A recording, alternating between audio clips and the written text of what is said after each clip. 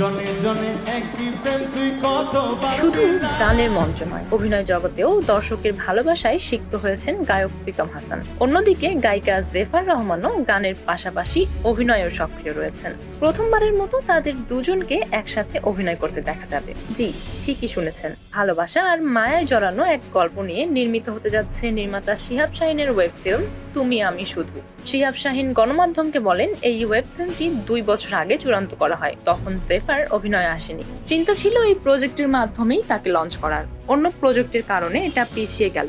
আর জেফারেরও অন্য প্রজেক্ট দিয়ে অভিনয় জগতে অভিষেক হয়। প্রীতম এবং জেফারকে নিয়ে নতুন জুটি বাঁধার চিন্তা থেকে তাদেরকে কাস্ট করা। নির্মাতা শিহাব শাহীন আরো জানিয়েছেন, কাস্টিং এ আরো চমক থাকছে এবং দর্শক নতুন কিছুই দেখতে পাবে এই ওয়েব ফিল্মে। আগামী 4 মে ওয়েব ফিল্মের শুটিং শুরু হতে যাচ্ছে। ঢাকা ছাড়াও কক্সবাজারের বিভিন্ন স্থানে এর শুটিং হবে। এটি নির্মিত হতে যাচ্ছে ওটিটি প্ল্যাটফর্ম বিঞ্জের জন্য। আসছে ঈদে মুক্তির জন্য কাজ চলছে ফিল্মটির।